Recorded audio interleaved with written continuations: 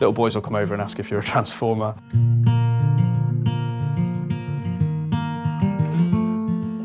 I'm just Al, and that's all I want to be.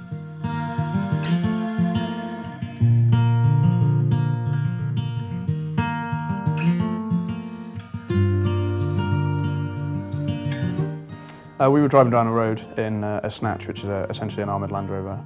My job is to sit out of the sunroof, basically, with a rifle and scan the area and protect the vehicle and all that sort of stuff.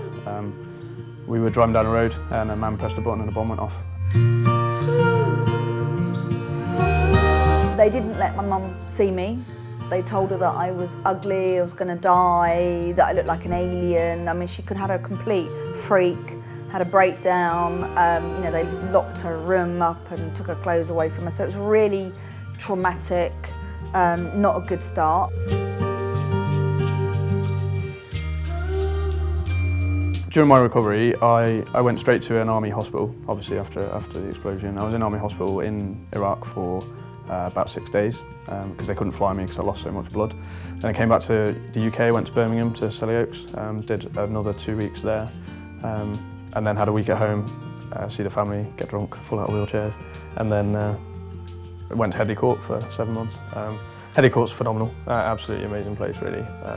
You're surrounded by people who are in the same boat or a worse boat. That place taught me how to walk. They gave me my life back. It's insane how much they helped actually. Being a teenager was difficult because people think, oh well, you're born like it, so you never question. Of course I questioned. Why me? Why wasn't I perfect like everybody else is supposed to be? You know, then that would mean I'd be pretty and all the things that I never got told that I was.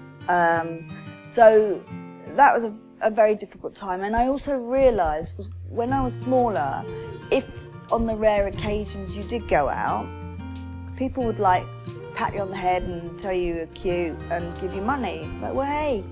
Whereas when you get to stroppy teens, people don't do that anymore. And that was a shock as well. And also I started to notice that people stared at me. And really blatant, in your face, they still do, stare at me like I've landed from Venus or something. It's bizarre. I wear shorts quite a lot of the time, so people look at it all the time, and at first, I remember when I first got injured, I used to get really defensive about it, like people staring and things like that. And I just wasn't used to it. I wasn't used to sort of having all that attention and people staring, but then I wanted to be confident and strong, so I wore shorts, and it was quite a psychological push for myself, really. But yeah, I used to get really defensive. I remember shouting at an old guy at one point. But then this little boy, I remember plain as day, this little boy can't have been 5 years old, 4 or 5 years old, came up and grabbed my leg and just went, wow. And I remember from that, just thinking people aren't looking at you because they think you're a freak or because they think you're, you know, not worthy or anything like that, which is how I felt before. They're looking at you because they haven't seen it before. They haven't seen somebody in a pair of shorts with a, you know, titanium leg. And that my whole perception changed because of that little boy. You know, my friends say to me things like, Al, can you take that for me? And I'm going, yeah, right. And I'm like, oh God, I'm really sorry, I forgot.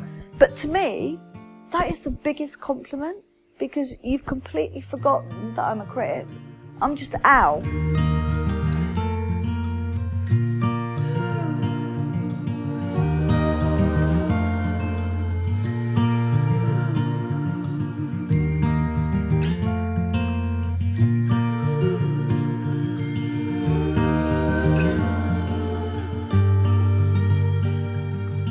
The hardest bit I remember about learning how to walk was the first time I walked on a prosthesis. It was this thing they call a cage, and it's just a cage with a false foot on the bottom and an inflatable bag. So they inflate the bag around your stump, and it's the first time you bear weight onto what is a broken femur. And that was just the most painful thing I've ever done in my life. Yeah, my memory of that cage is just sheer pain. I don't remember any of it being pride that I was standing up or anything. It was just sheer pain, it was awful. But then I remember that being the most painful few steps I'd ever taken. And the lady who taught me how to walk, my physio, I saw her about a week after I'd left Headley Court. We went for some army do somewhere. and I hadn't seen her in about 3 months. She was at the beginning of my rehab, but not at the end. And I remember walking up to her with no crutches, no sticks, no nothing, in my kit, in my uniform, in my best rig with my medals on and all that stuff, and just how great those steps were compared to the ones on the cage, and the difference between that 10 steps was just emotionally was really quite a big thing, because I felt like I'd achieved it. I was there, I was normal, I was, I got my life back basically. I mean, for me, if you like, my biggest achievement, but it's not really an achievement, is having Paris, because again, I was told, no way can you have a child, you'll never cope, who do you think you are trying to be a mother?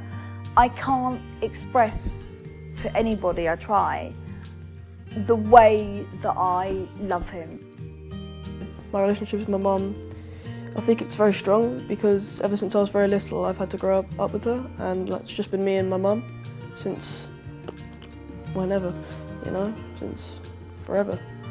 I mean, for him, I think 14, being a teenager, having PAs in the house, it's been really challenging for him. And I've had to kind of learn not to beat myself up about that, because it does have a knock-on effect on Paris, because of course it's going to, because he's here too.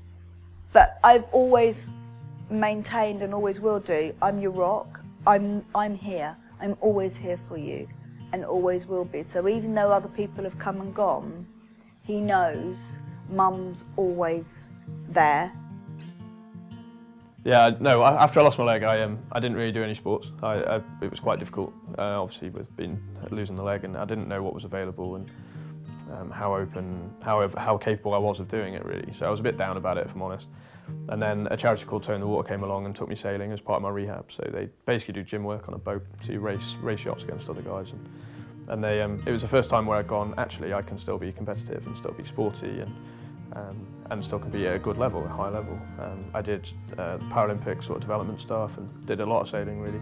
Sailed across the Atlantic a few times and stuff like that. So it kind of opened my eyes and went, actually, if you can do this, you can do anything.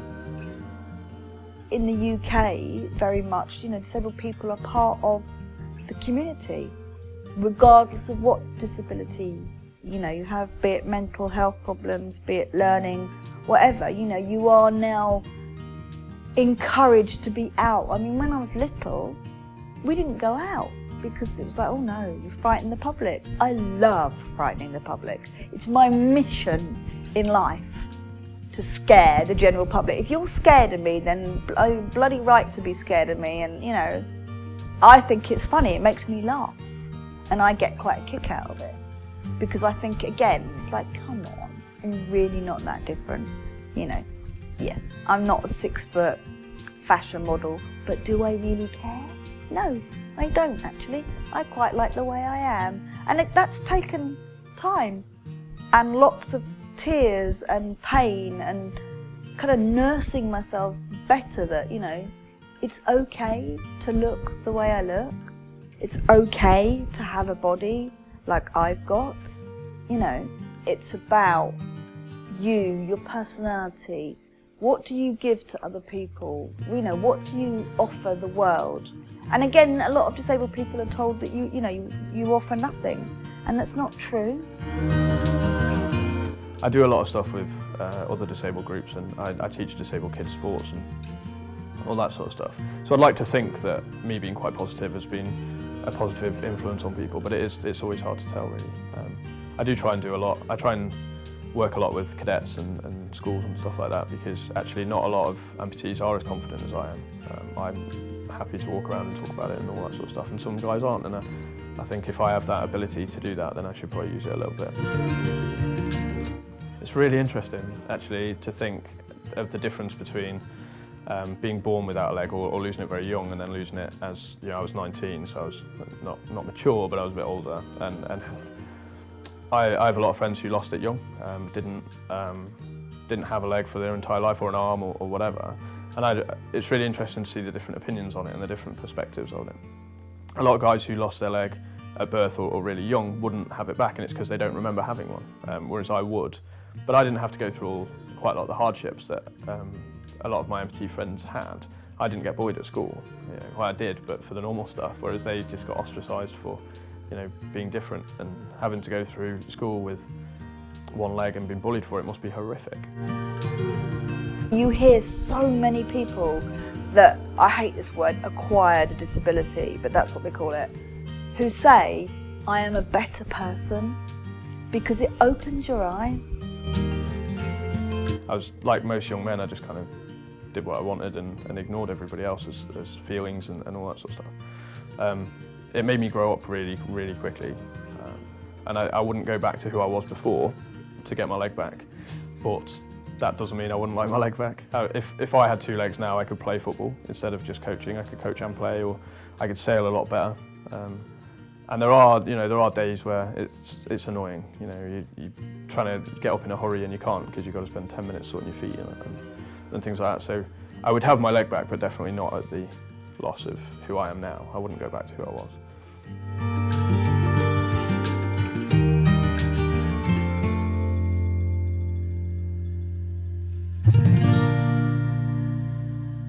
What is perfection? Am I perfection? Are you?